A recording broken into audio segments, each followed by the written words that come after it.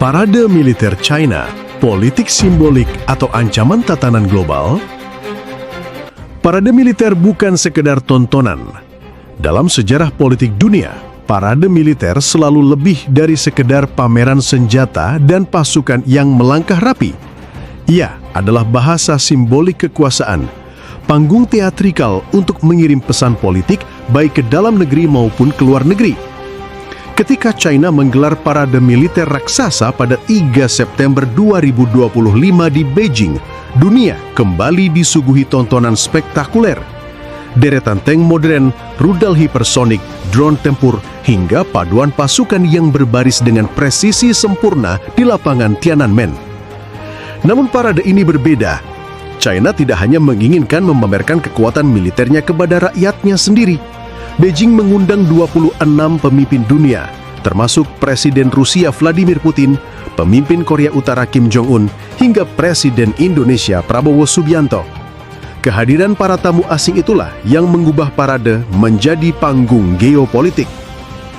Media internasional seperti Reuters dan The Guardian mencatat bahwa parade ini adalah yang terbesar sepanjang sejarah China modern. The Wall Street Journal menegaskan bahwa pesan utama Xi Jinping bukan hanya kepada rakyat China, tetapi juga kepada Washington. China bangkit dan kebangkitan ini tidak bisa dihentikan. Disinilah letak signifikansinya. Parade militer 2025 tidak lagi sekedar ritual memperingati perang atau meneguhkan nasionalisme. Ia telah menjadi deklarasi simbolik tentang posisi China dalam tatanan dunia yang tengah bergejolak. Sejarah parade militer China dari Mao ke Xi. Parade militer bukan barang baru bagi China. Sejak era Mao Zedong, parade digunakan untuk meneguhkan legitimasi Partai Komunis. Pada masa itu, parade berfungsi ganda, mengobarkan semangat revolusi rakyat sekaligus menunjukkan kepada dunia bahwa China, meskipun baru berdiri, memiliki kemandirian militer. Di era Deng Xiaoping, parade sempat jarang digelar, lebih karena Deng fokus pada pembangunan ekonomi. Namun sejak Xi Jinping berkuasa pada 2012, tradisi parade kembali dimanfaatkan sebagai instrumen propaganda politik. Xi paham benar bahwa kekuatan simbolik militer bisa mengangkat wibawa Partai Komunis, terutama ketika ada tekanan eksternal.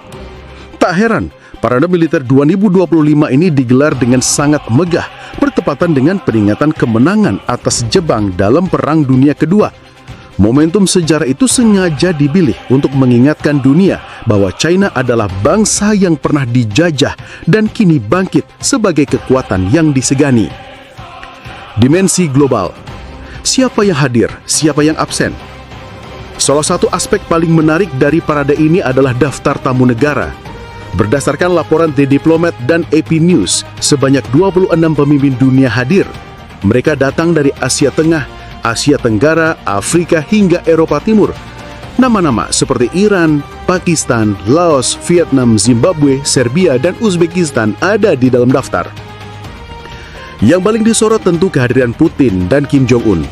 Duduk sejajar dengan Xi, mereka menjadi simbol persekutuan negara-negara yang selama ini diposisikan sebagai musuh Barat.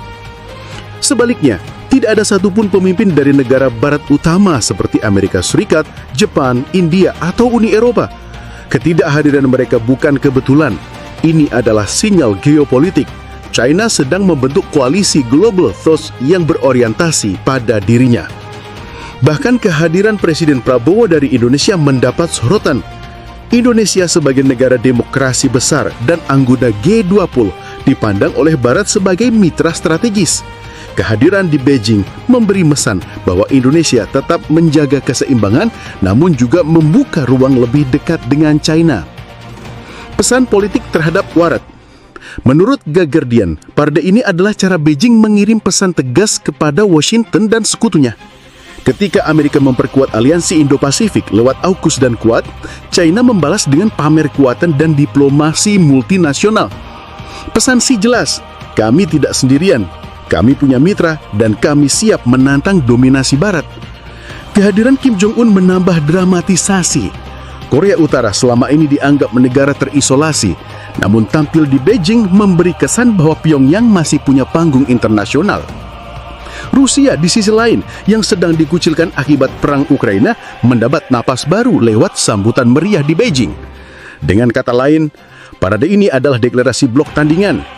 Jika Barat punya NATO, maka China sedang membangun aliansi cair yang tidak formal, namun cukup untuk memberi pesan bahwa dunia kini multipolar. Dimensi domestik, nasionalisme, dan legitimasi partai. Parade ini tidak hanya untuk dunia luar, tetapi juga untuk rakyat China sendiri. Media resmi seperti Global Times menegaskan bahwa parade ini adalah bukti keberhasilan Xi memodernisasi Tentara Pembebasan Rakyat atau PLA. Di tengah perlambatan ekonomi, isu pengangguran, dan ketidakpuasan sebagian rakyat terhadap kebijakan domestik, Xi membutuhkan momen untuk meneguhkan wibawa. Parade menjadi alat propaganda. Rakyat diajak bangga, diyakinkan bahwa meski ekonomi bergejolak, militer China siap menjaga kedaulatan. Xi menampilkan dirinya bukan hanya sebagai presiden tetapi juga sebagai panglima tertinggi. Dengan mengenakan seragam militer, Xi berusaha melekatkan citra dirinya pada kejayaan PLA.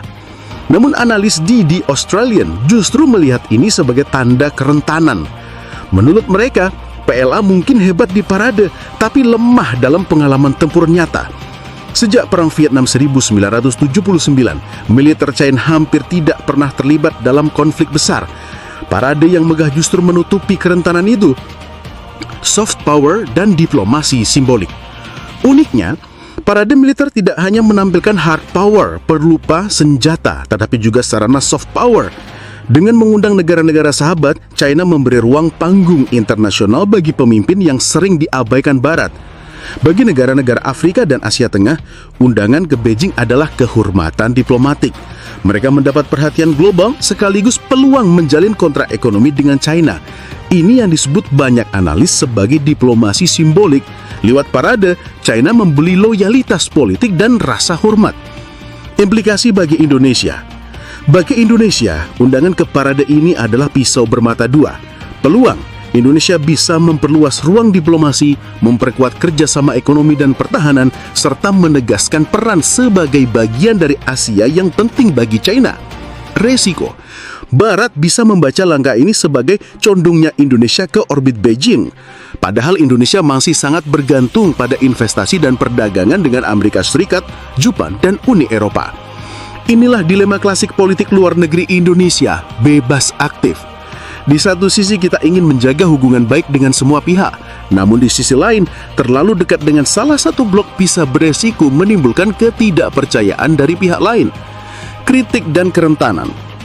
Meski megah, parade ini tidak serta-merta membuktikan superioritas militer China. Banyak analis mempertanyakan apakah PLA siap menghadapi konflik nyata. Seperti dicatat WSJ, militer China masih menghadapi masalah, birokrasi berbelit, budaya korupsi, dan minimnya pengalaman tempur nyata.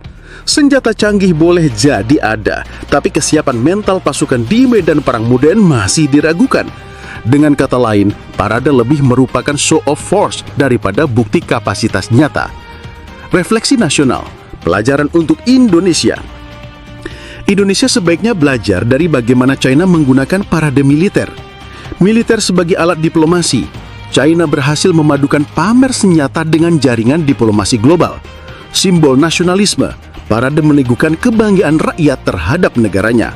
Politik panggung, senjata bisa jadi bahasa politik yang dipahami semua bangsa. Namun Indonesia harus hati-hati. Kita bisa mengambil aspek positifnya, memanfaatkan simbol militer untuk diplomasi dan persatuan nasional, tetapi jangan terjebak pada glorifikasi kosong. Militer kuat harus dibarengi dengan kesiapan nyata, bukan hanya seremoni. Penutup, panggung global yang tak lagi netral. Parade militer China 2025 bukan sekedar pesta seremonial. Ia adalah deklarasi politik global bahwa dunia sedang berubah, bahwa multipolaritas semakin nyata, dan bahwa dominasi tunggal warat mulai ditantang. Namun di balik dentuman meriam dan barisan pasukan, ada pertanyaan yang lebih besar. Apakah parade ini benar-benar menandai kekuatan nyata atau sekedar menutupi kelemahan internal? Bagi Indonesia, jawabannya jelas. Jangan terpesona oleh megahnya parade, tetapi baca sinyal politik di baliknya. Karena dalam politik internasional, parade bukan sekedar barisan tentara, melainkan barisan pesan.